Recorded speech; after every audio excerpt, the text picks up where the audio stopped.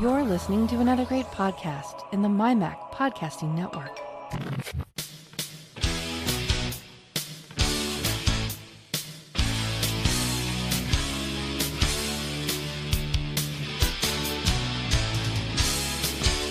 Hello and welcome to another edition of the show where we take a wander around the week in Apple news, reviews, technology, associated products, and all sorts of other things that catch our eye.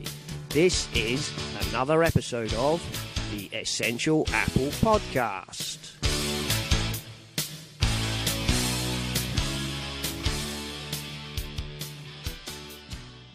Hello, welcome everybody. I'm back from my sick bed. Well, I wasn't that sick, I just was under the weather, and so, as it happened, was Donny, who was going to co-host with me that week. So, I'm afraid last week we thought discretion was the better part of valour and retired to a darkened room. So, we're back, though. We're back. And I'm joined this week. I have Mark. Hello, Mark. Hello. You need a pop filter, my friend. I was just listening to your intro, and you've got a load of plosives going on there.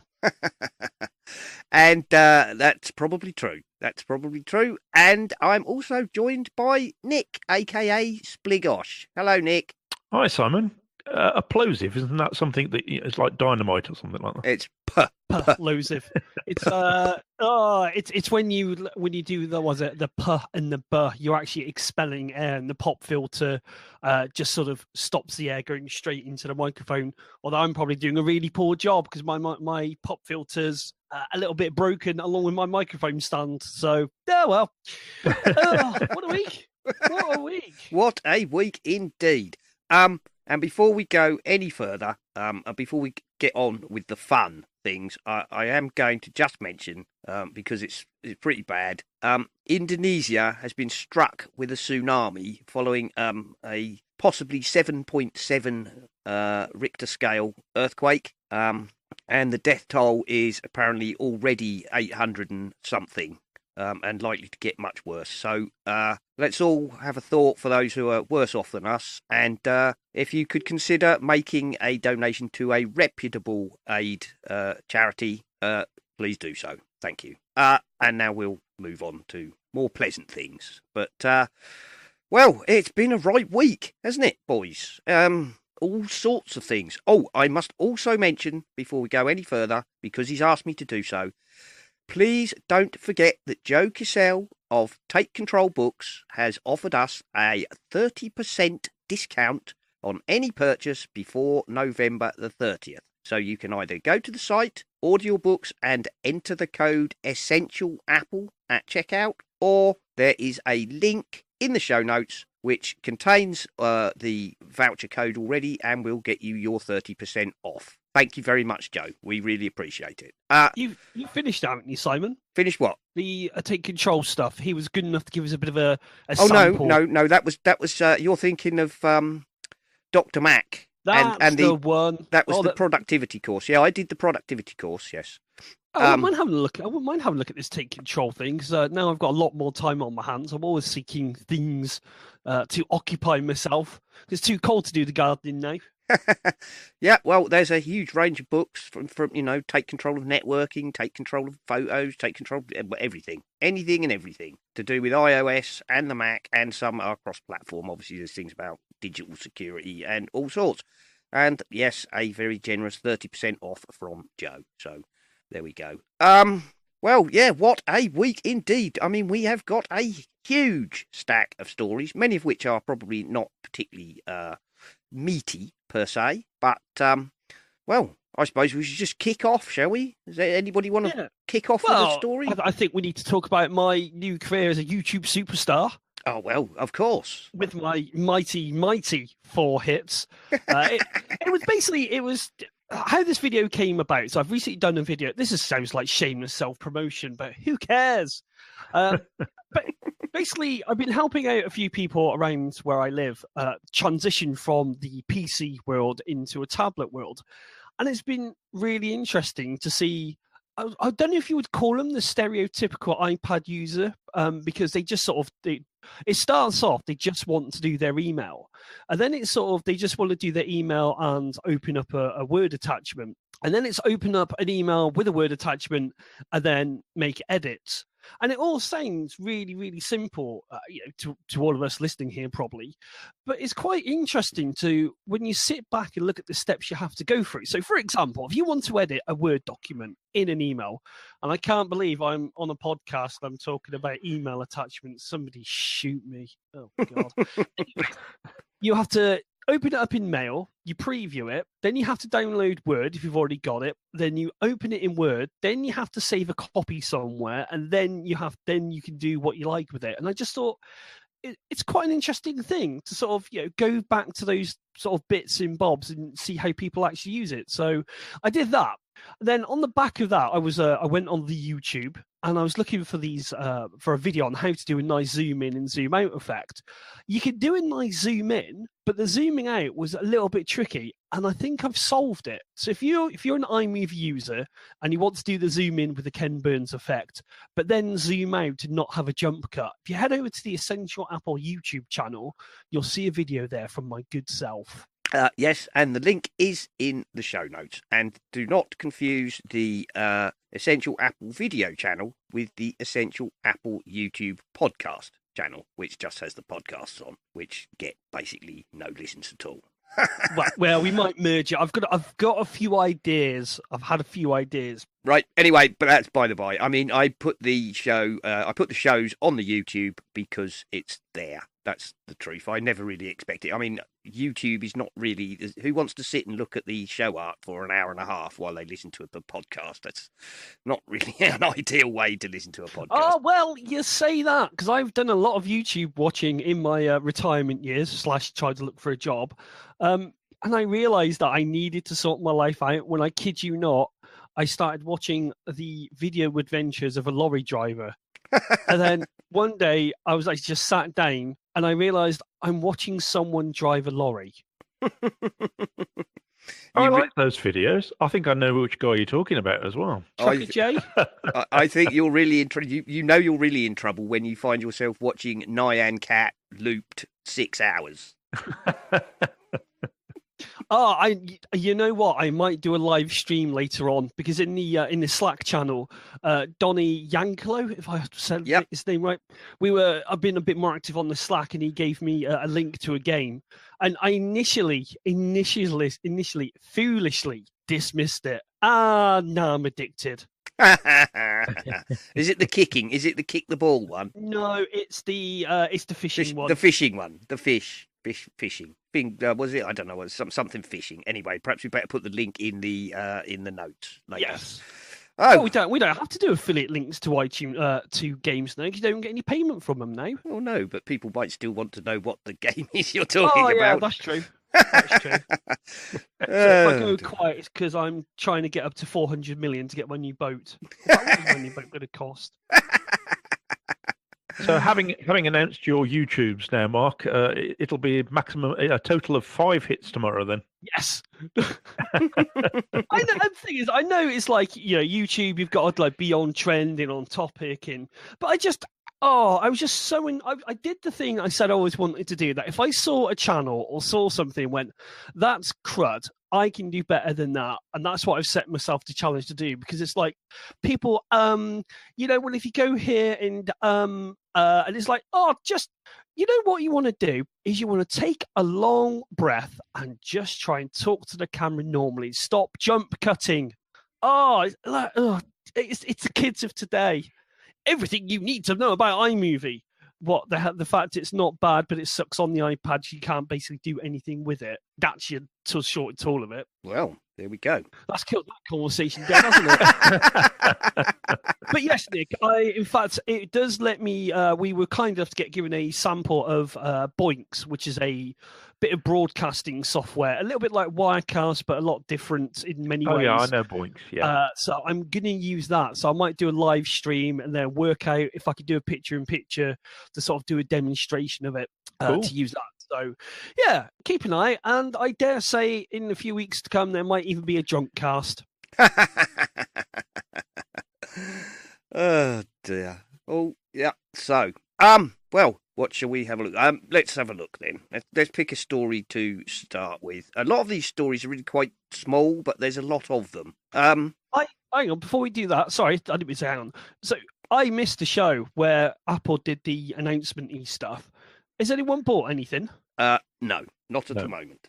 Not at the moment. I am interested in the XR, which isn't available yet, and when my contract ends later in the year, I shall be looking at getting an XR. But that's it, really. I was impressed by the watch. I was very impressed by the watch, but at £400 plus, I don't think I shall be purchasing one of the new watches. I must admit, Mark, I listened to quite a few podcasts about having watched it as well, about the keynote.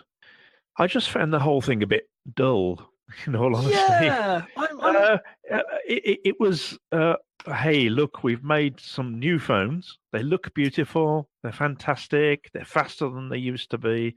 They're better than they used to be. And that was about it, really. And they spent a lot of time talking about, and even though the sort of scientific bit of me was fascinated by the technology that they were talking about, the actual sort of new stuff was, while there wasn't an awful lot of new stuff, it was just better and faster and, all the kind of thing you'd expect, really. And I'm afraid true. I found it somewhat dull. It did follow the standard come on stage, tell them what you're going to tell them, and then tell them what you've just told them. Yeah, yes, very much. It was exactly that all the way through. And you're right, there was something very, I don't know if it's the right word, staid, something very stale. It didn't feel like it had the buzz of a previous. No, I think. But then again, do we think that when the leaks came out, that had anything to do with it? Maybe get up on stage. I've heard a lot of people say that, Mark. But the fact is, I hadn't read any of the leaks, so I purposefully avoided reading anything about new phones or what the phones might be like, so I went to it with a completely open mind, and I was still a bit underwhelmed, not by the cleverness of Apple, because no doubt that they're incredibly clever, but just that it was a little bit the samey. I'll tell you what offended me a little bit, and I don't know if offend is the right word, but what really grinded my gears a little bit was you see Tim Cook walking up and down the stage, and it's obvious he's looking down, reading the teleprompter, and the doctor guy did exactly the same thing. And what wound me up about it was that you get Phil Schiller come on, and he's addressing the room. He barely looks down at the teleprompter. And a few others did this as well. And that's what sort of gets me, when Tim comes up on stage, it just doesn't feel genuine. I'm sure it is.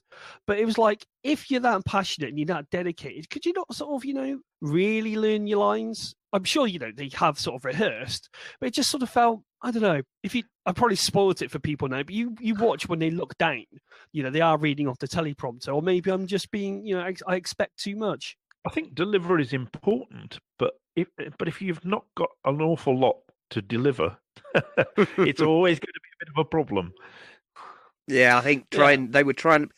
I mean, I did my best to keep away from the rumours and whatnot, but 9 to 5 Mac kind of torpedoed me below the waterline. The day and a half before or something, which was hence the title of that podcast. Yes, that did take a lot of the wind out of it. I'll be honest. But I did feel that it was a bit lackluster. There was something missing from it, and I'm pretty sure. Maybe because they had all the leaks, they were like, "God damn it, we've just spent ages working on this. Our pride and joy, now it's got leaked with." I also suspect that it was felt a bit deflated because there was no mention of the air power. As I've said before, John Gruber says the word, the whispered word is that air power is in big trouble, possibly, never to see the light of day trouble. And thus without that, there's no AirPods 2, there's no big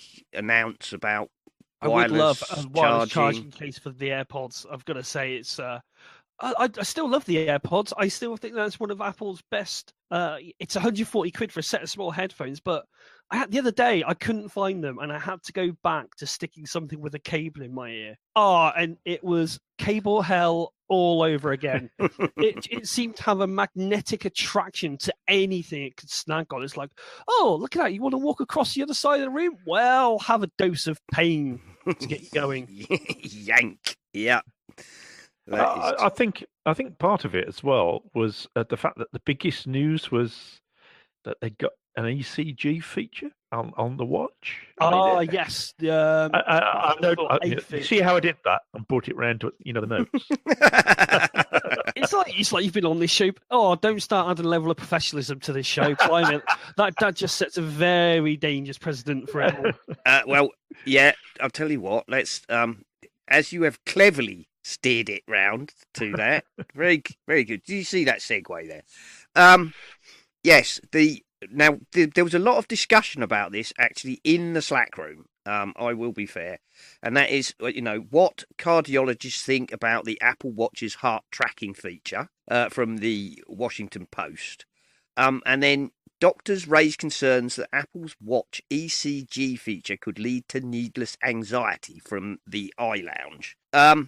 Oh, Jesus, talk about taking a positive and spin it into a negative for clickbait stuff. Yeah, exactly. It's like if you wear an Apple Watch, you're a hypochondriac. No, I've had a scare once. I had the whole warning, like it said, you haven't been doing anything but your heart rate spiked. Yeah. But it doesn't make me worry. It's just... hypochondriacs will be hypochondriacs regardless of what kind of technology they've got. Yes, that's,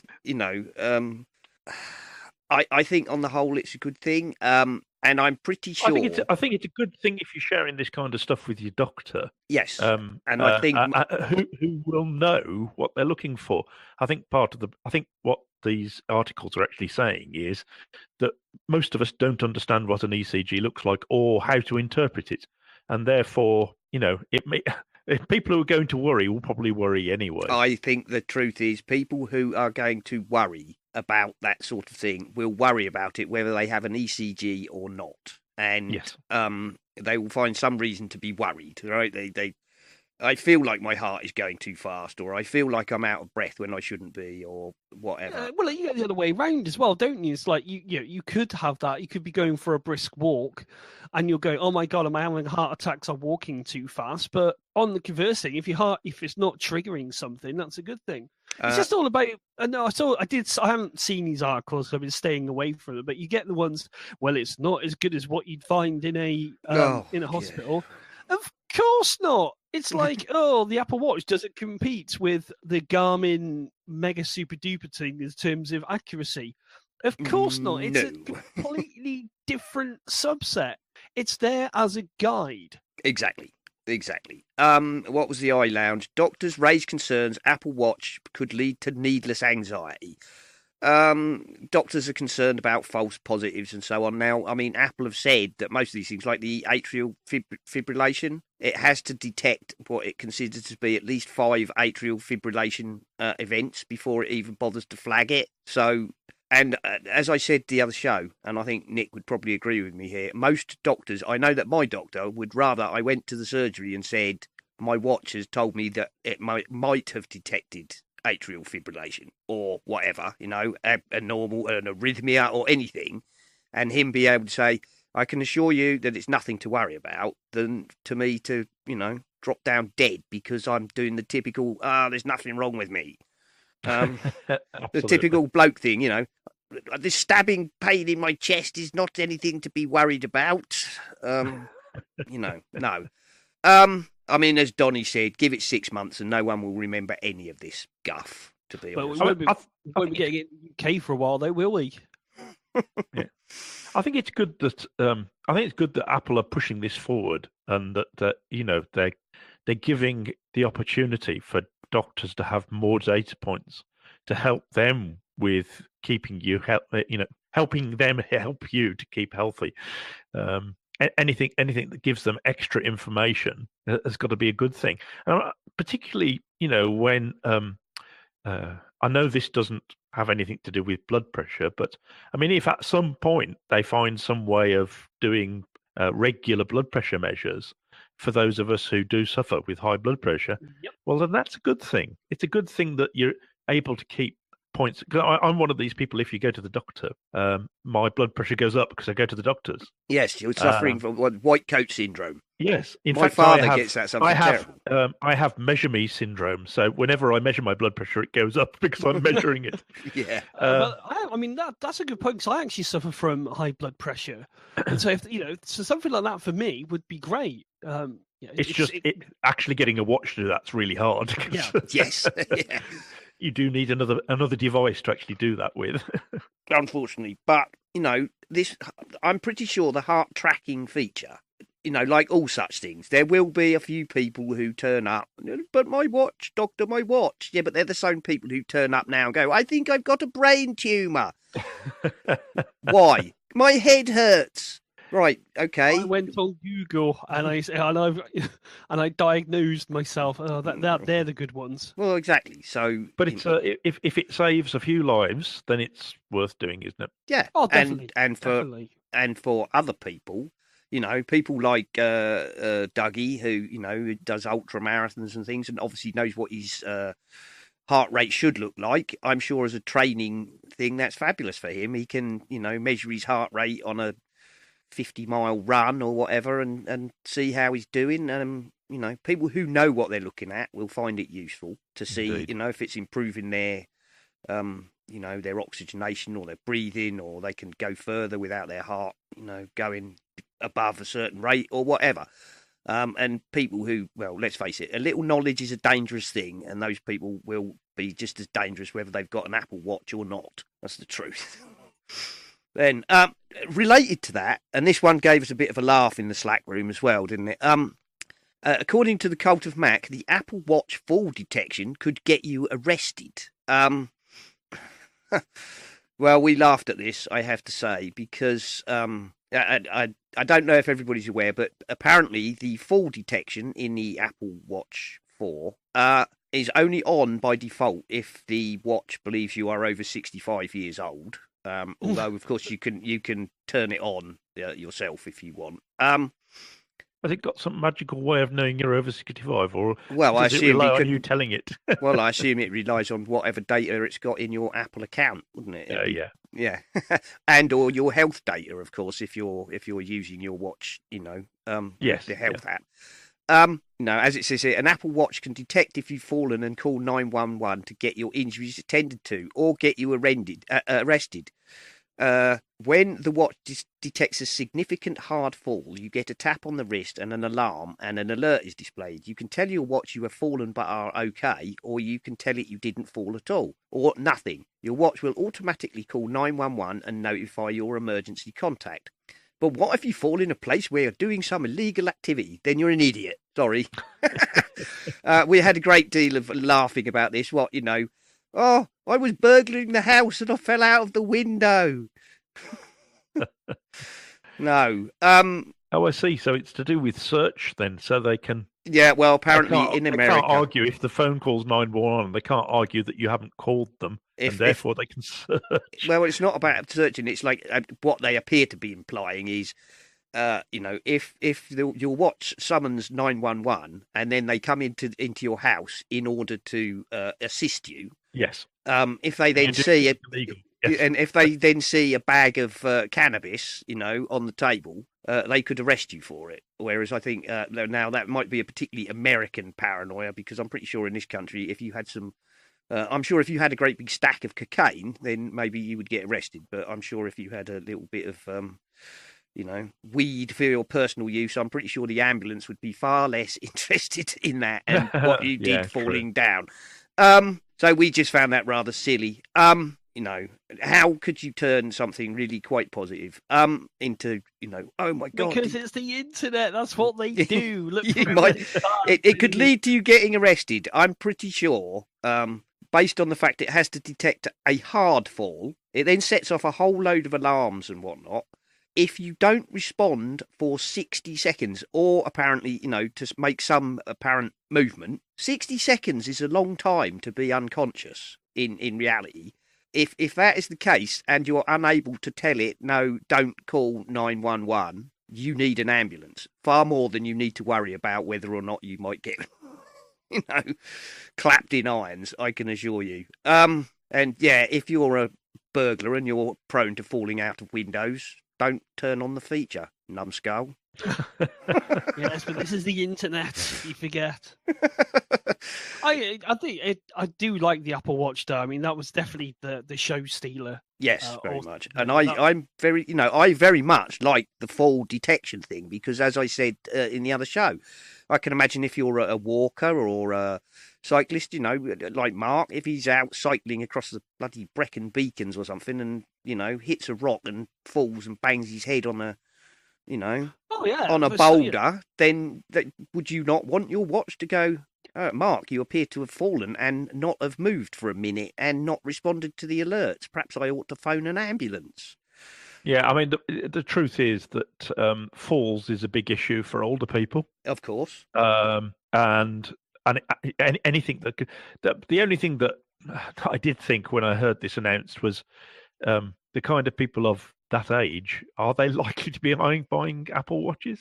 I don't know. That's a very good point. Well, that was something that came up and was talked about. But of course, I think the problem with that is perception. We are, and I'm not the youngest of people. I'm in my mid-50s, so I'm no young spring chicken. Yeah, but you tend to think. But you tend to think when people mention elderly and infirm people being at risk of falls, you immediately think of somebody who's probably in their late 80s, maybe even in their 90s, yeah, and is frail and, probably uses a walking aid, be it a stick or a frame.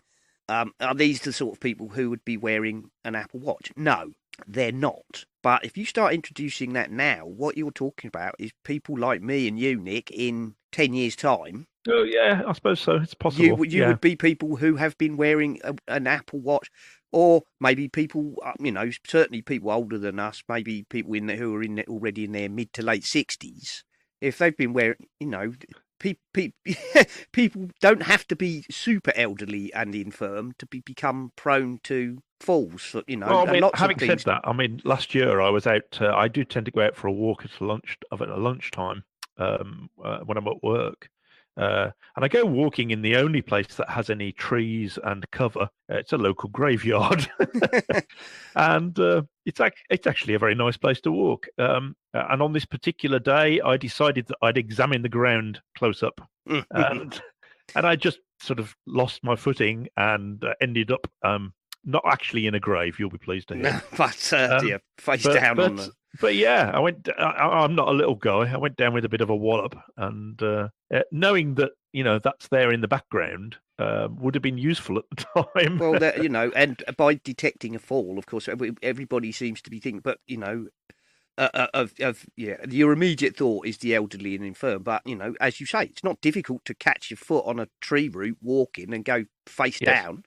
That's right. Or you've got slipping on ice. You've got. Oh yes, I've done that as well. Falling, your classic. Oh, I'll just get this book off the top shelf by standing on this rickety stool.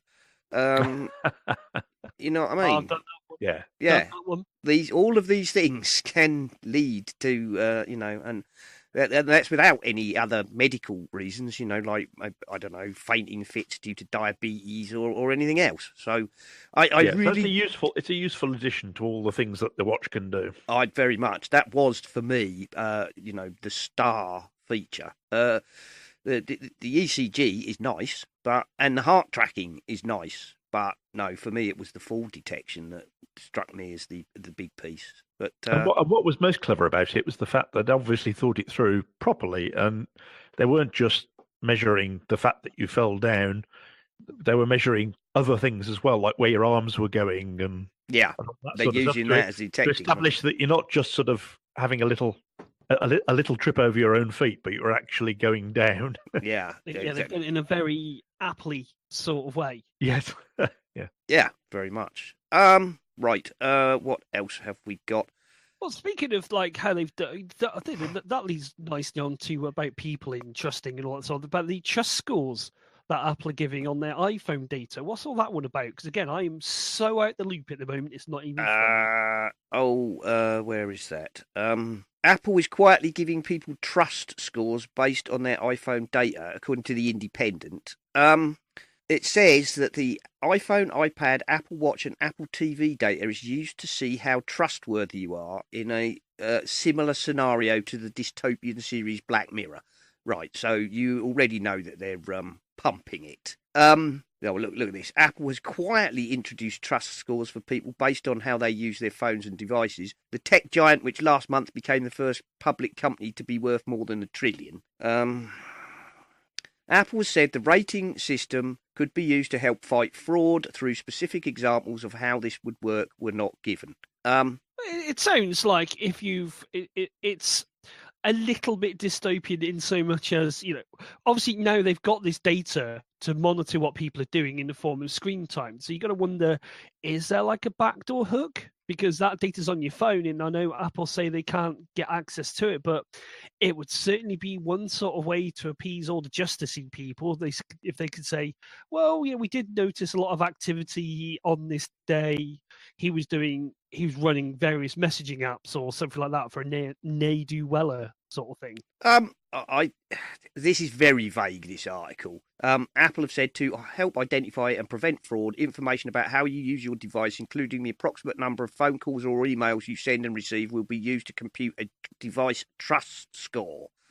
What that sounds like to me is not a trust score for you. It's if your device suddenly starts doing something which is not normal, then how trustworthy is that? In the same way as if normally you never spend more than £10 on your credit card and it's all within, 5 miles of your house, and then somebody tries to buy a £300 item, in Cardiff, that the bank goes... It's more interesting that there wasn't really... I haven't seen much in the tech press about this. There's been no jumping on this with any sort of media outrage. So I think that's the most surprising thing about this article for me. Well, because as far as I can see, the Independent there have made up something out of a statement which is basically saying we may monitor what your device does for, the prevention of fraud. Most of all, probably, I would think along the lines of,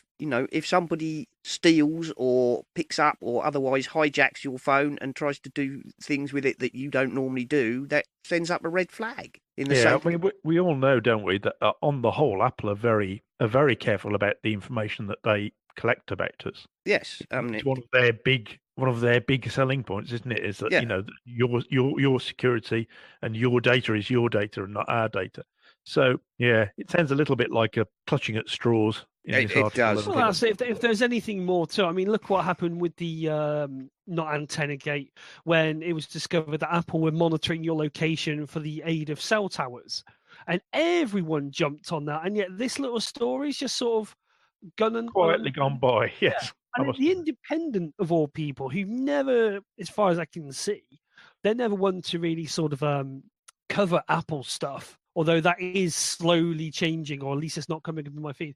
The Independent to break it, I don't know. It's something. I mean, there's one sentence in it which I think says it all. Really, it says the vagueness of the language used in the update, however, means it could be interpreted in a broad and potentially invasive way. Well, yes, it could be, but that doesn't mean it is. It's like that to me is the equivalent of opening up your terminal and looking at all the error messages. If you want to find a problem, you can find one. Yes. Yeah. What's it say here? It's unusual that it is applied to Apple TVs which are unable to make or receive emails or phone calls. No, but they can spend a lot of money on iTunes. Yeah, true. Right, and so if they're trying to catch fraud, one of the biggest scams that Apple will tell you is people hijacking other people's iTunes accounts and using it to buy a bucket full of stuff. Oh, well, this is probably a good time for a public service announcement to change your Facebook password. That was hacked to bits the other day, wasn't it? Shall we go on to that? Shall we go on to that one? Let's have a field day. I got asked the other day, do you use Facebook? I went, not on your. I've got it, but it's only there now. Mainly, it's like it's only there for me personally for archival purposes. I've got stuff on there that I just can't be bothered to take off. Yeah, well, let's Facebook security breach. Up to 50 million accounts attacked. Breached, actually. Thank you, BBC.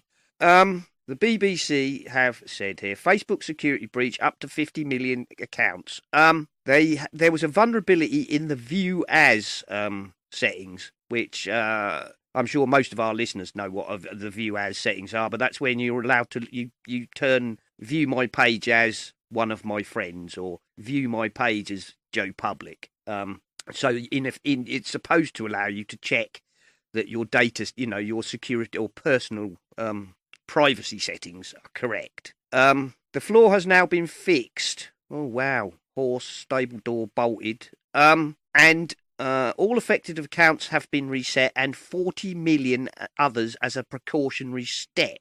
Well, that's good that they've reset the accounts. At least you haven't got to worry. They're not relying on people going in to change it. The view as function is a privacy feature allowing people to see what their own profile looks like to other users, making it clear what information is viewable by their friends of friends, or the general public. Attackers found bugs in this feature, allowing them to steal the Facebook access tokens, which they could then use to take over people's accounts, apparently. The access tokens are the equivalent of digital keys that keep people logged into Facebook. So, yeah, that was very, very bad. And then a follow-up to that was that the Facebook security meltdown exposes way more sites than Facebook. And this was from Wired. And they're talking here that the problem extends way outside of Facebook because people often log into other services using Facebook. We've all seen it. I mean, access this with your... That's a very good point. Right, log in, with your Twitter. I mean, you could sites offer all sorts. Log in with Twitter, log in with Google, log in with Facebook. All of those things, of course, being ways to track by various people what you do. I won't go into too much depth about this, but if you're interested in the Wired article, what they do point out is what we were talking about the other week, the danger of single sign-on systems. And that is, when we were talking about the Verizon Verify, and that is if you put all your eggs in one login, if that's breached, you're torpedoed, you're hosed. It does make some buying of like 1Password, which I think we use. Do you use 1Password, Nick? Yes. Yeah, I do. I did. I've got 6 and I've got a trial of 7 on the go. And it was so nice. They've got the Watchtower feature. So if there is a breach and one of your logins is affected, it does say, right, you're using this password for this website. Yeah, you might want to change that. Yeah, that is useful.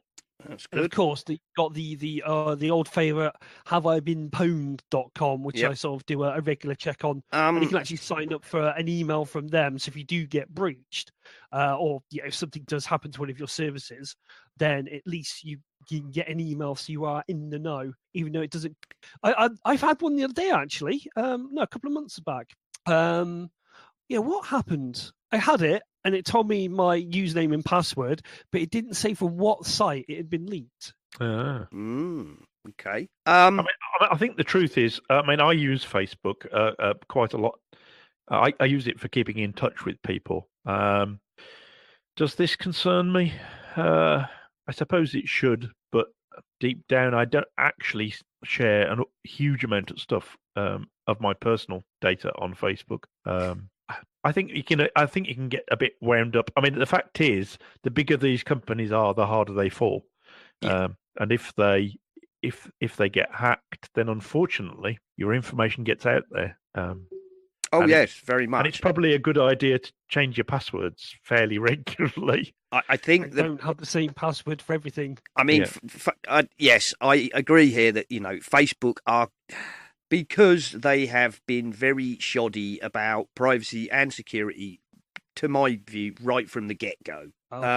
Let's not forget the whole the app running in the background because of a bug playing a silent audio clip. It's like, yeah, okay, so somehow an engineer left that bug in. Yeah. So- Well, all that aside, yes, these. It's just, but it just seems to be that Facebook, they just seem to come up again and again and again as failing to meet a sufficient standard, and It's a lot of it's around the fact that they got caught out, and they've tried to bolt on security from the outside, and we all know that doesn't really work. Doesn't really work, does it? No. So there you go. I mean, I don't know how serious these, what sort of information that allows people to. Right, okay. The company is confirmed to reporters the breach would allow hackers to log into other accounts using Facebook's system, of which there are many. So that's the second. This means sites such as Airbnb and Tinder, etc., might be affected. It's bad, isn't it? Because a lot of people use that.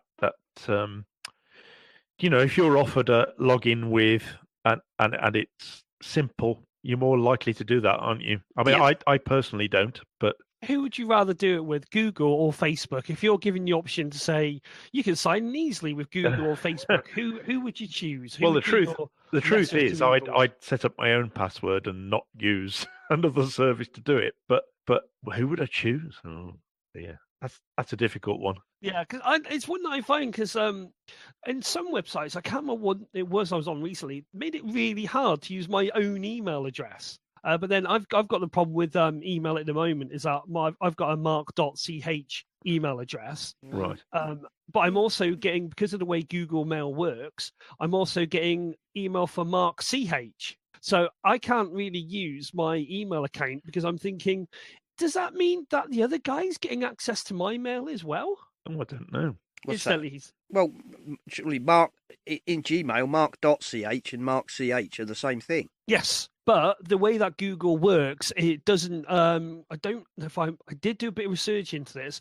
I don't think Google respects the full stop in the name. No, it doesn't. So, but that's it. I can't turn it off. I just want to be mark.ch. I don't want aliases and all that sort of stuff. So just don't put the dot in. Yeah, but you can't. That's the thing. Oh, you mean because where you've added it to another service as mark.ch? No. So basically, in Google, I'm mark.ch, but I'm getting emails for someone completely different called mark.ch. Oh. Well, no, that's very bizarre because obviously I didn't think they allowed that because they don't pay any attention to the dot. Well, that's the problem because they don't pay attention to the dot, and he's mark.ch. Google thinks, that's me. So I'm getting some of his emails. Oh, I'd rather not. But that's by the side. And I'm just. No, but that's just yeah. Well, please don't spam me. I don't use it. Please don't sign me up to anything. Yeah. As a total aside to that, actually, I have taken to using my Proton Mail as my my digital identity on a lot of places where you register with your email. Mm-hmm. All right.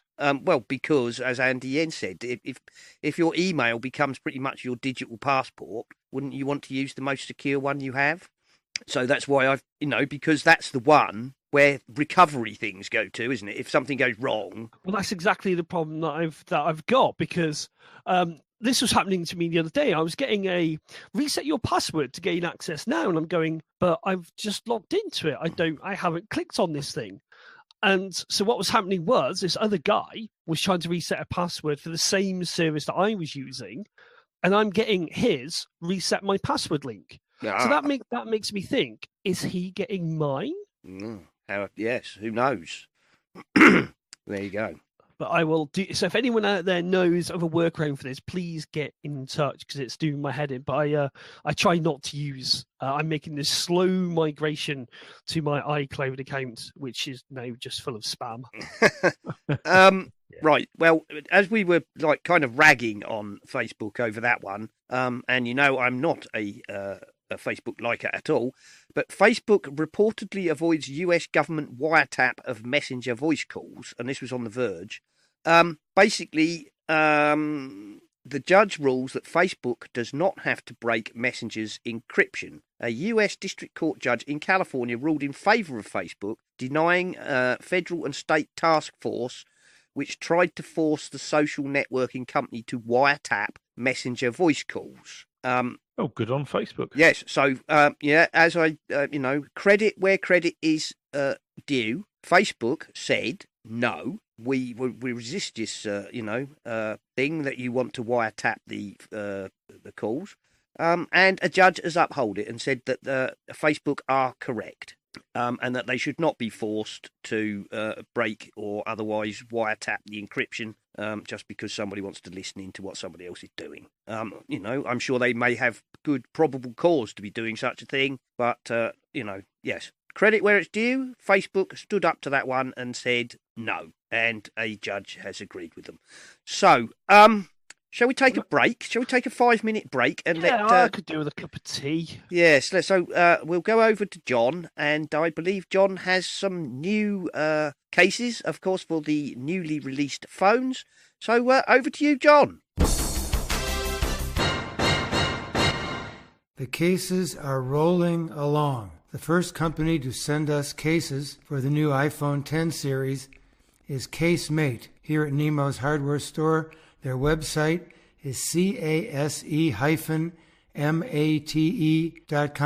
case-mate.com. For the iPhone XS and the X, they top out at $50, and you can shop them by colors and materials. The other company is called Silk, and their website is Silk Smartish, SILKSMARTISH, silksmartish.com, and the highest price for theirs is $25. So Silk is the best as far as the bargain is concerned. What CaseMate has is a lot of blingy, designer-style leather and plastic cases.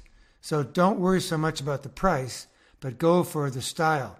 For instance, you can get Ditzy Petals Pink, or Mother of Pearl, or Twinkle Stardust, or Sheer Crystal Clear, or Waterfall Iridescent Diamond from CaseMate.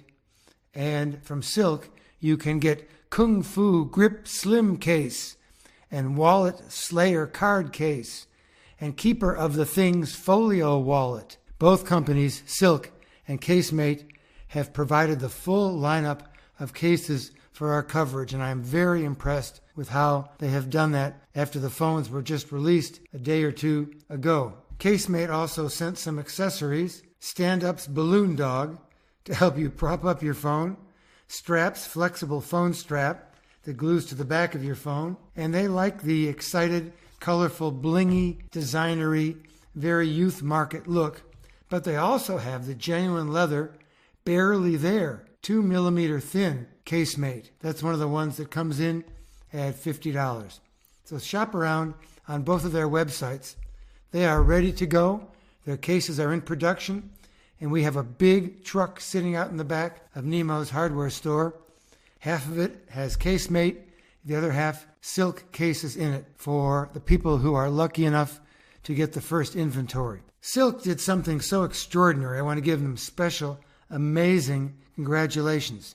They actually sent a physical mock-up, a full-size, full-weight, full-screen model of each of the three phones, the R, the S, and the Max, with cases covering them to show how beautifully their cases work with the new size and form factor of the iPhone X lineup.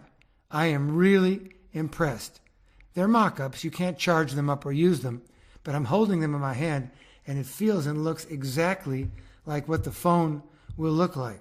So if you want to come over to my house and feel them and see what they're going to be like, let me know if you want to drop down here in Tucson. So I've got examples of the Wallet Slayer, the Nudist, the Folio Keeper, the Kung Fu Grip. Those cases are beautifully constructed.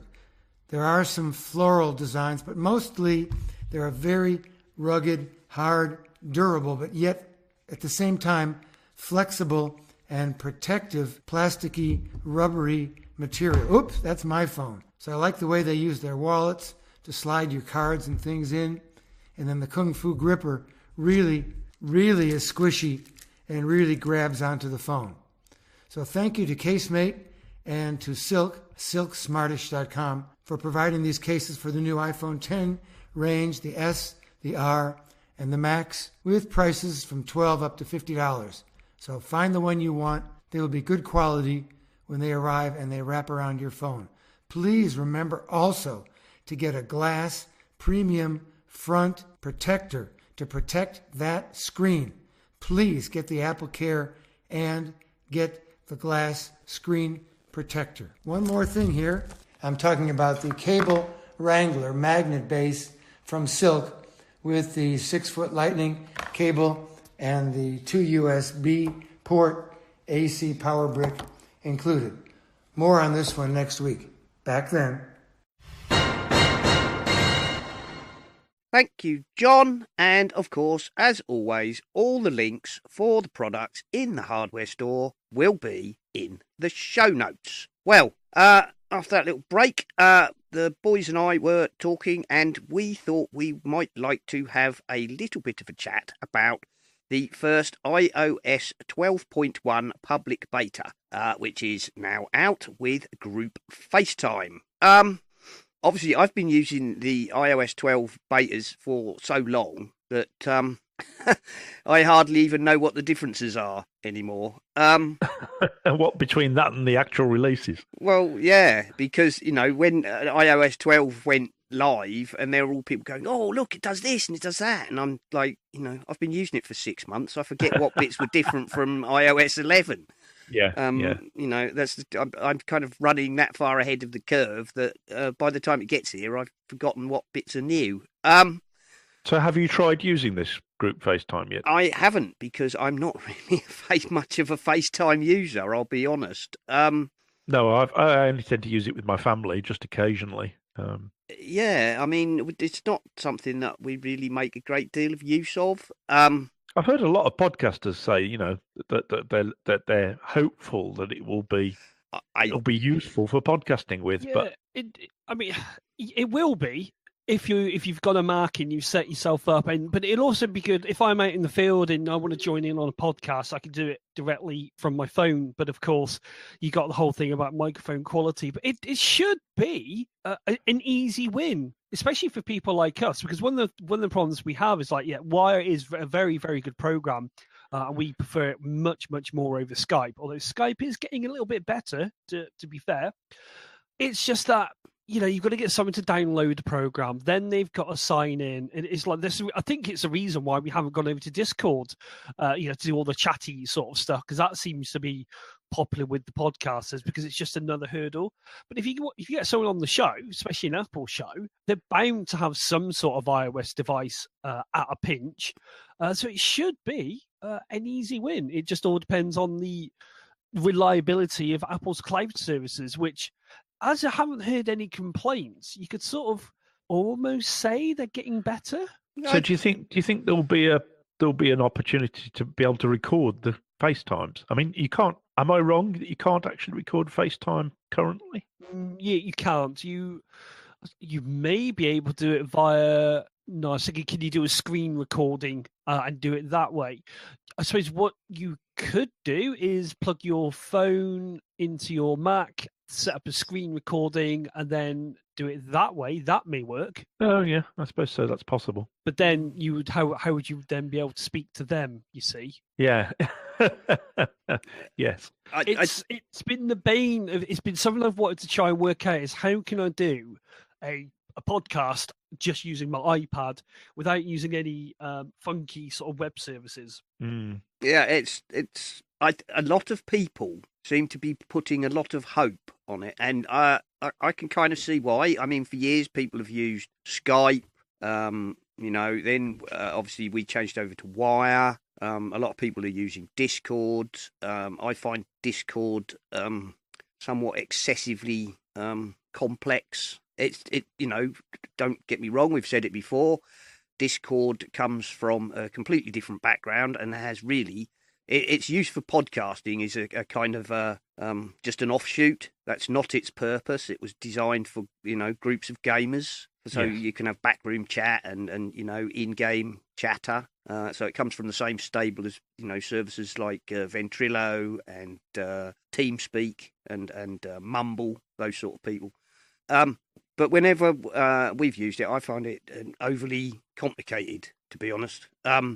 And if you start talking about inviting guests on who are not regular podcasters / Discord users, it's Wire at least, even if they're not familiar with Wire, you say it's like Skype. It works like Skype, but it's open source and secure.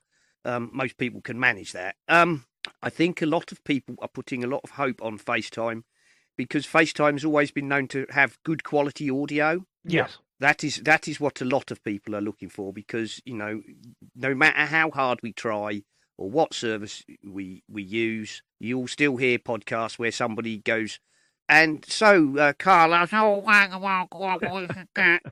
sorry?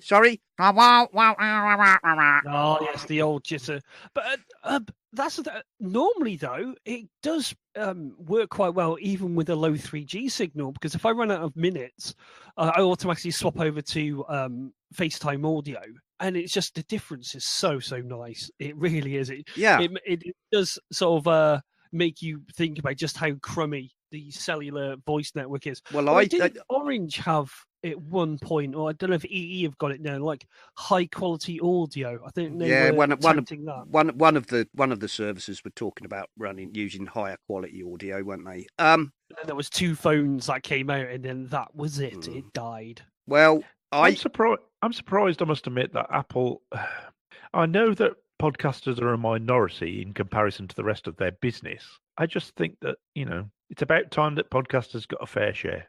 Yeah. Yeah, it's sort of, in a way, podcasters are sort of being treated like the press, but it has got better. I mean, you've got Gruber managing to get the scoops with people after the event.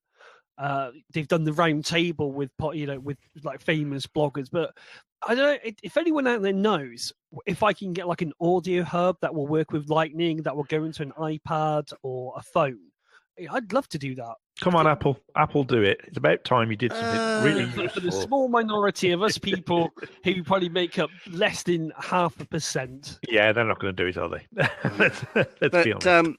No, I think a lot of people are putting a lot of hope on it. And there are 2 things that I think podcasters are hoping to get out of group FaceTime. One is simplicity. Obviously, simple. Yes. You just call up a group of people, and that's that. And you know what?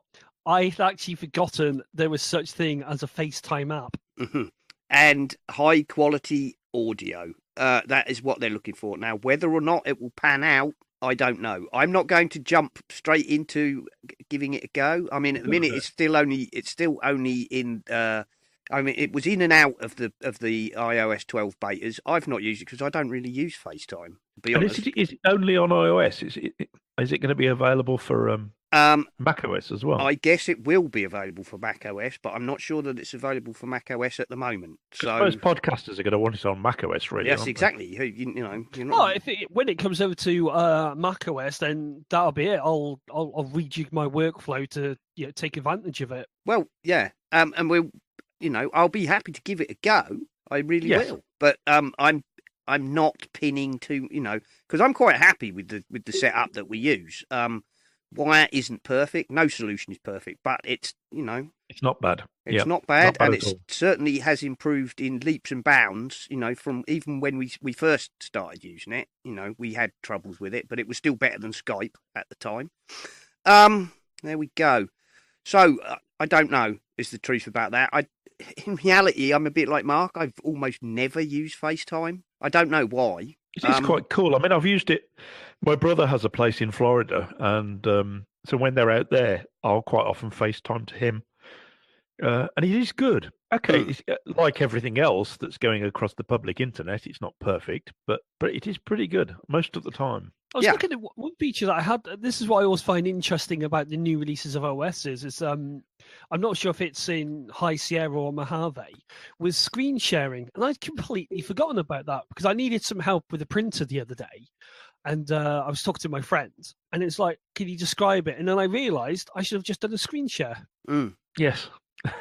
Yes, all those extra little things that get added on over time, you just tend to forget that they're there. You do indeed. And although, of course, Back to My Mac has now got the chop. And Yes, everybody indeed. says, what was that?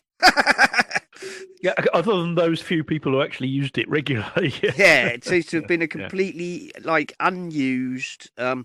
Unfortunately, I wanted to make use of it and found it unreliable. So I've been having a little play with screens recently. okay, that's supposed to be good. I've got a my old Mac Mini is now down as our church computer that drives our PowerPoint stuff. No, it's sometimes PowerPoint, it's sometimes Keynote, and it's sometimes another piece of software called Proclaim. But sort of keeping it up to date and whatever is a bit of a pain. We leave it always switched on.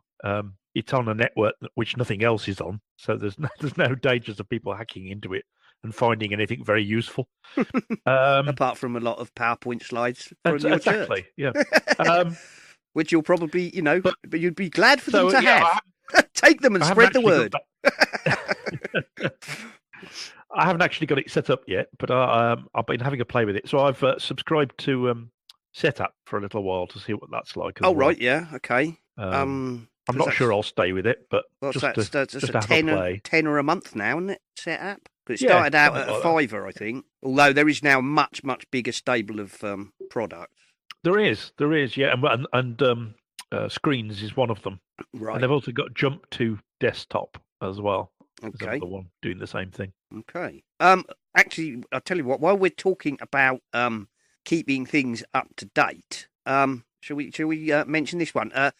If your Mac doesn't make the cut for Mojave, and we know that all the Macs between 2009 and 2012 got the chop. I'm not necessarily recommending this, but there is a Mojave patcher for officially unsupported Macs. Oh. Right.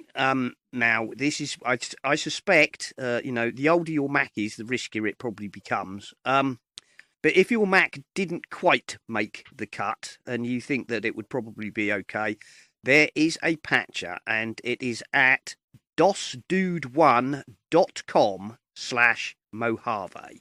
And there's a page there. It explains all the, the pros, the cons, what machines are excluded for various reasons. If you're considering experimenting, back your machine up, make a clone. But I'm still working on my backup solution, by the way, just to do a bit of real-time follow-up. Oh, how are you getting on with your SSD? Yes, really well. Really, really well. I was surprised. I'm obviously not getting probably the full throughput, but why did I have to boot back? Oh yeah, I had to boot back to my spinny disks, and I hate it. Yeah. I absolutely hate it with a passion. So I think I'm going to start going over to my SSD full time, set up my Plex, set up my Sonar. Yeah, it does. It makes such a difference, doesn't it? Oh, it really, and I think I bought a 240 gig SSD. I think it was for about 40 quid. The actual case itself cost like 15, and that was one of the cheapest ones I could find. It's like, how the hell does that work? A bit of plastic, but obviously they know I could have done it a cheaper way. But no, I've got my Harvey running on there. I'm going to reboot into it in a minute and then go from there, because it's just do it. If you ever wondered why people say go to an SSD, just go out there, get one. You can get a cable for $5, bang an OS on it. I mean, obviously there's a bit of a placebo effect because it's got a fresh install of course, yes, on there. But even so, it's like night and day. I mean, I think I've said before on this podcast that I run a fairly recent 2017 iMac 21-inch machine, but I couldn't get on with the hybrid drive in it at all. I was seeing the spinning wheel of death far too often, and I've literally run the machine now from an external SSD that's just plugged in over USB 3, and it's fine. Yeah.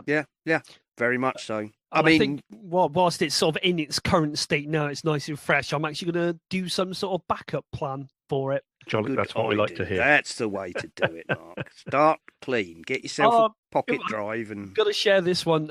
I was speaking to Simon the other day, so I'd rebooted my Mac into spinning disk mode. Went in, and bearing in mind I just installed Mojave onto an SSD. I went in, it was like, okay, where are all my files gone on my desktop? Where are all my files? Full stop. Cue a major panic. Go in, look on the hard drive, couldn't find it. All that sort of stuff. Speaking to Simon, bit more of a panic going on. What I hadn't realised what I'd done is when I logged into my Mac, somehow I'd logged in as a guest account. It logged into a blank account. So it was like, oh, because I'll be honest, my initial thought was that he hadn't turned on the iCloud Drive options. Yeah. And that by not turning that on, thus all the all the items in your documents and or desktop would disappear because they'd be put into a iCloud archive. That was my initial thought, because that's quite a common thing for people to forget to do if they do a fresh install. But apparently you'd managed to log into a guest account without noticing. Yeah, we've all done similar things, haven't we? Where you've ended up with your heart in your mouth, thinking, "What happened? Yeah. Where's all my stuff gone?" Yeah, dear. Okay. While we're talking about Mojave, this one rubbed me up the wrong way a bit, to be honest. IT Pro, who they have a slight anti-Mac bias, I feel. Mojave is still full of security holes, despite promises of tougher protections, according to IT Pro. I'm not going to completely poo-poo some of the things they mention in here, but they head off with explosion of dialog boxes undermines user privacy, and a 0-day flaw could allow an attacker to bypass the permissions entirely. Has it? Has anything been? So maybe, possibly, was it who's your man who says it? John Syracuse. Anything can happen given an infinite timescale. So an explosion of dialog boxes and approval messages could lead to the unintended consequence of dialogue fatigue, according to Malwarebytes head of Mac and Mobile, Thomas Reed. Well, did they never use Vista? Yeah, and then it's like the idea is people get tired of being hassled and then they just click on through. I'm dissing him on that one. Sorry, Malwarebytes. I like your products and I like what you do, but claiming that more information and more security requests is a bad thing is just being contrary. Well, you can get around it by knowing your system a bit better. It's do you remember? You gave me a hint the other day, Simon, about so if you've downloaded an app and it's not from the App Store, and you get you cannot open this app because it's from an untrusted developer. Was it if you hold the Option key? No, if you right click. If you right click on the so if you download an app and when you open it, it says this cannot be opened because it's not signed by a registered developer. If you right-click it and choose Open, you will then get this was downloaded and are you sure you want to allow it? And then once you allow it, it's like added to the security exceptions and then it's allowed to run. Yes, that's the one. Yeah, yep. So that was that one. So really, I don't know what the hell. I think that's just somebody at Malwarebytes trying to... that's just jumping on the whole bandwagon, isn't it? Sort of, we've got to say something, quick, come out with something. However, there are a couple of slightly more... worrying ones. Sentinel-1 demonstrated it is possible for a remote user to gain unauthorized access to protected data through Secure Shell SSH.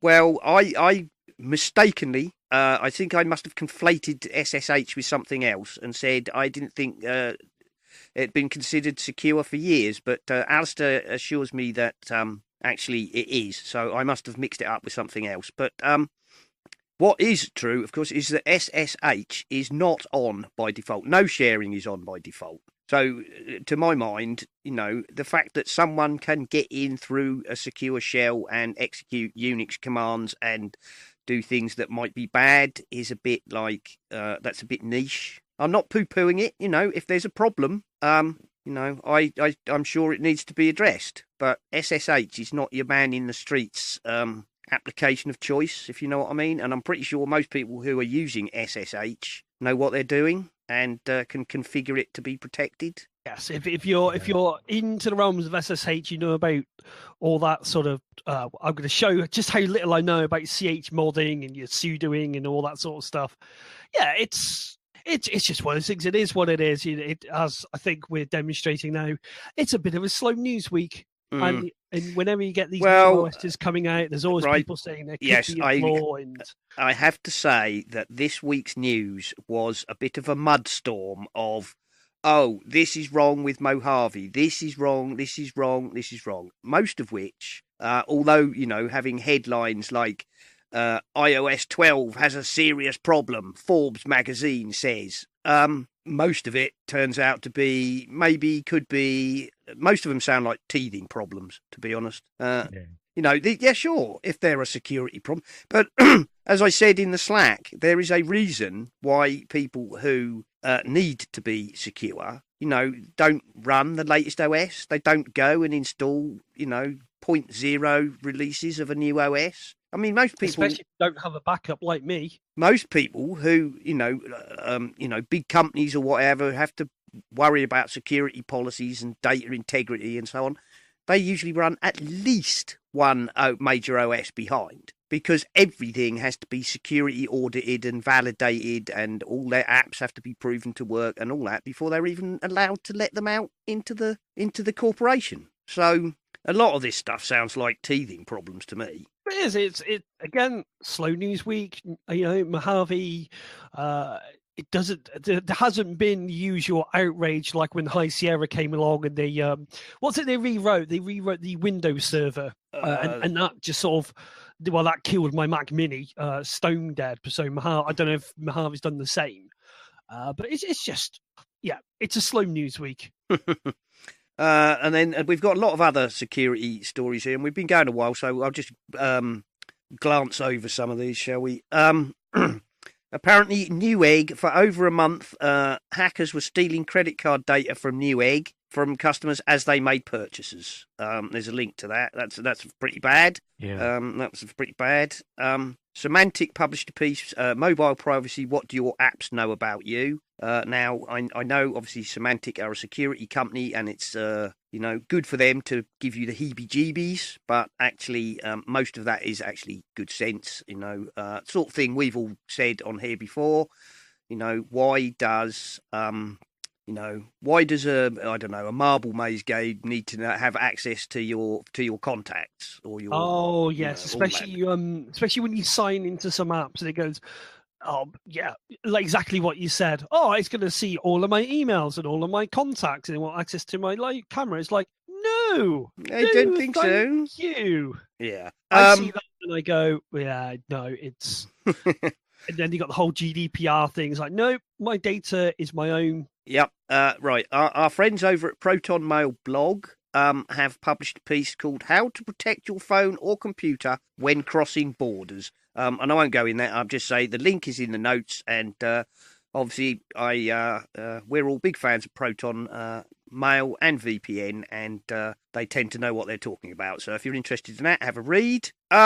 A new California bill would require better passwords for Internet of Things devices. Well, that would be a good thing. Yes, Didn't we already have this with HomeKit, and that's why it didn't take off, because it actually had like the chip thing in it. Well, I think that was because it wasn't that. It was because you had to have a hardware chip, and Apple dropped that in the end, didn't they, and changed it for a software validation. Because cheap Chinese companies aren't going to pay Apple to put a validation chip in.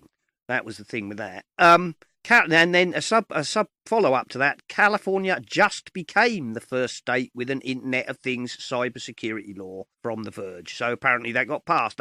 I literally grabbed that one from Apple News about 20 minutes before the show. Well, I'm glad they're taking it more seriously, in all honesty. Yes, because Internet of Things devices, the Internet of Troublesome Things, of which I am a great refusenik, is a security hellhole. Yeah, I've got a lot of Internet of Things, and if people wanted to hack them, I'm sure they'd find it quite simple to do it. But No, anything that tightens it up and makes it more I secure think is you'll going to be a good find, thing.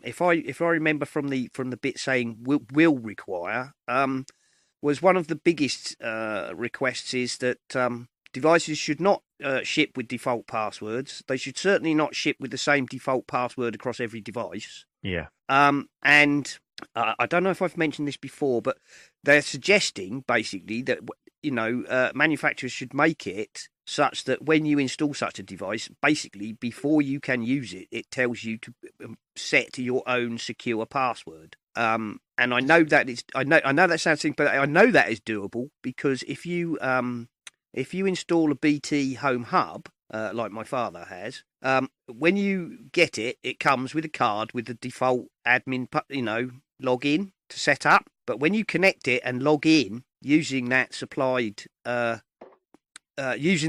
password, it takes you into the admin to set up your router. Yeah. But it also tells you must now Must change set your your own default password.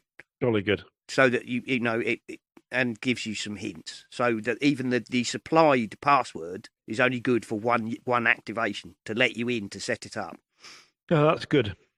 And presumably to set it back up if you have a crash. Well, I don't. Yeah, I guess if you had to factory reset it, I would guess. But yeah, I mean that's what I do on my Virgin router. It's got the login details on the back of the router, and the first thing I do is go in and change it all. So yeah, but it does mean that if you do have to, on occasion, I've had to restart it, and if it doesn't remember your settings, you have to go back to the built-in passwords and do the same again.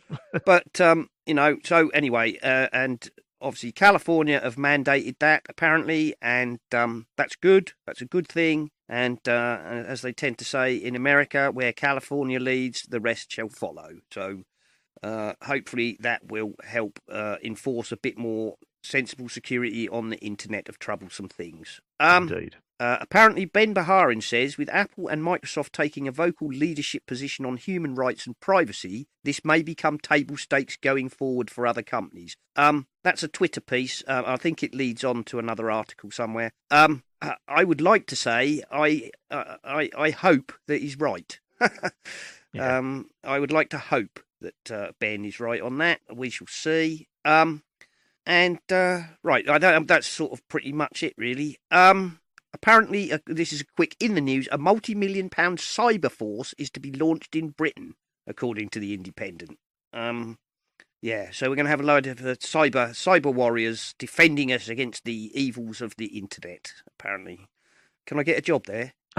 If they've got multi-million pounds to chuck about, I could do with a few quid. No, Dave, it's becoming it's definitely becoming the first vector of attack these days, isn't it, for state actors, as it were? Yes, it is. Joking aside, a 250 million cyber force unit will combat terrorist groups and domestic gangs is reportedly due to be set up. Experts will be recruited from the military, the security services and industry for the project, which is jointly set up by the Ministry of Defence and GCHQ. The MOD and GCHQ have a long and proud history of working together. We are struck by the government's apparent lack of urgency in addressing the cybersecurity skills gap, which is of vital importance to both national security and the economy. So there we go. Apparently, a cyber protection force is to be set up, which is probably a good thing. I hope. We hope. I hope so. I hope they don't end up being just like just like America, where all they want to do is steal our freedom, basically. Yes. However, I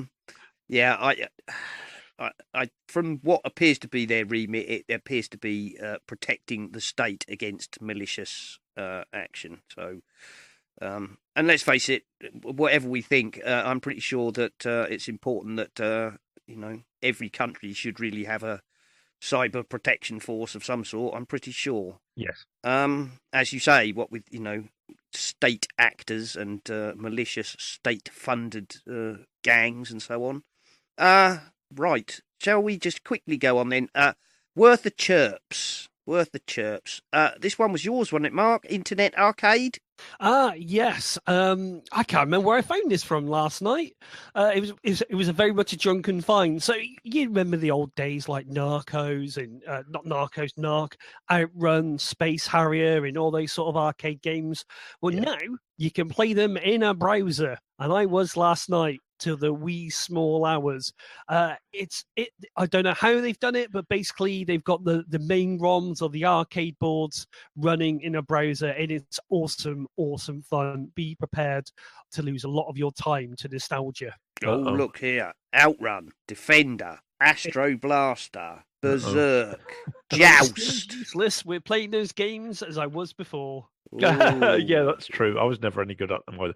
We had a very early Space Invaders game. I remember when I was at college. I wasn't bad at that, but there were people who always could put on much higher scores than I could. Oh, look, hang on. Yeah, Blimey. there is I think there's about over 100, 150 there, all really, really good. And obviously, because the resolution is 300 by 200, it's a little bit small, but you can make it full screen. But if you're making it full screen, you might want to just step back so you get that little experience if you've got a way to Oh, use a look. joint pad or something. Load Runner. Yep, they're all Oh, loads they're on all there. in The here. Outrun one is fantastic. If only just listen to the tunes. Yes, yes. Oh, Mark, I'm doomed. I'm doomed now.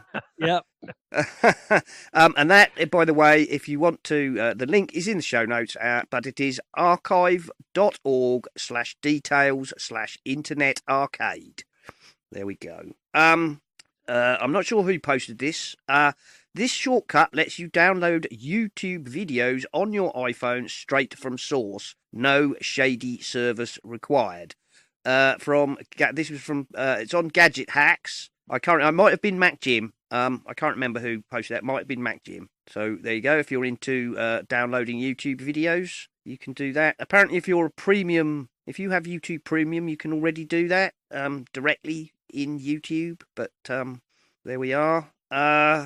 Talking about some of those things we were talking about, like Mark, you were saying about the right click. I've posted a Twitter thread here now, not something I normally do, but it was Uluru Speaks, and they posted a tweet which was, with the release of the Mac OS Mojave on the horizon, let's talk about the bits of Mac OS that haven't changed in a while and we are surprised still exist or are fun Easter eggs. And that is a very long thread with all sorts of did you know, bits and pieces like. Let me think. For example, do you know that the icon in the title bar of a Finder window is a stand-in for the folder in itself? So if you can grab that icon and stuff that in another folder as a way of moving things, did you know you can right-click on the title of a Finder window to see the hierarchy, and so on? And there's loads of them in there. They've been listing all of Gaz's tips off after my Mac show. And there's all sorts of things in there, like how I don't know. Some people may or may not know how to do this. But, how to increase and or decrease either the volume or brightness on your Mac in quarter steps rather than the whole pips, for example. Several people said that they missed the old audio feedback, which they thought had been taken away. And I pointed out that actually, no, you can turn that on in system preferences, where it is called add audio feedback, I think, on volume change. So there's I don't know, loads and loads of little Easter eggs and do you knows in that Twitter thread. And it also leads on to an article by Uluru himself. Well, I say him. I don't know if it's him. The picture's a kangaroo, so it could be a woman, couldn't it? Uluru Speaks articles, which is Long-Lived Mac OS, which lists all sorts of handy shortcuts for the Finder and so on. So there you go. Jolly good. Lots and lots of fun reading there. Right. Well, Mark, you got anything else you want to particularly bring up? No, I think that's about it for me. I'm looking forward to going cooking some tea because I'm starving. Jolly good. Well, I'm going, yes, I've got a joint of pork to put in the oven in a minute, and then I'll probably have to clear up the kitchen and do the laundry. So rock and roll lifestyle for me. There we go. Right. well, we'll wind it up then, shall we? Mark, where can people find you, get in touch with you, follow what you're up to, etc., etc.? I am in the Slack room. If you want to come and join us in the Slack room, we've had a few new members. You can just go to essentialapple.com, click on the Slack room link, and you'll be whisked into our world of madness. I'm on the Twitter at Ocean Speed. Keep a lookout on Essential Apple on the YouTube. I'm going to try and do a few more things there. I might do a few live streams and just see how that goes, because I've got nothing else better to do with my time. And if you so wish, you could probably follow me on Strava, but I haven't done anything. So if you are a Strava user, get in touch and we'll hook up in all that sort of stuff. Very good. And Nick, where can people find you? Nowhere really. I very occasionally look in Twitter, and I'm Spligosh, Spligosh on Twitter. Very good. And of course, you appear sometimes on Bart Bouchot's show, and I believe we are both recording that tomorrow. Indeed. Tomorrow evening. That will be one to look forward to. I am, of course, on the Twitter as @Serenak, and that's SERENAK. The show is at Essential Apple. All our stuff is over, of course, at essentialapple.com. You can find the last couple of shows on SoundCloud. You can find us on Spotify, in all good podcatchers. And yes, the podcasts are up on YouTube in a separate channel to Mark's videos. And I think that's probably about it. So until next week, I think we'll all say goodbye.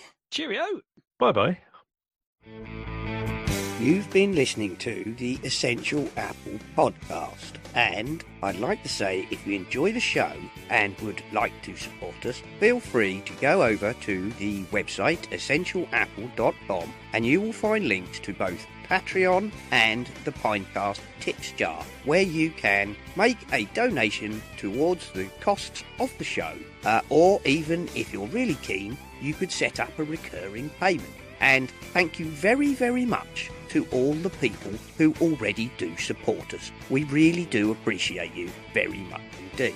This show is, of course, part of the My Mac podcasting network, where you can find a variety of other shows like the My Mac podcast with Guy and Gaz, the G-Men, Tech Fan with Tim and David, the Nintendo Club podcast, the geekiest show ever, the Three Geeky Ladies, Bart Bouchot's and his wonderful Let's Talk Apple, and possibly some more that I've forgotten. So why not go over to mymac.com, take a look at the available podcasts, and take a listen.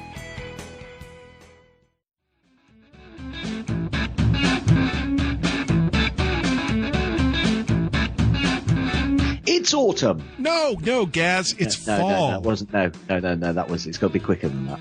Okay. It's autumn. Gaz, no. It's fall, and they're still going. In spite of whether you like it or not. The G-Men on the mymac.com podcast. Color. No, that doesn't make any sense. I think you could probably edit those a bit closer and edit that out, but that doesn't make any sense leaving that color. Well, I just think that it goes along with the show. Okay, leave it if you want. But everybody keep people guessing. Everybody will be saying, what's that bit at the end? They'll be saying, did you listen to the last mymac.com podcast? Color.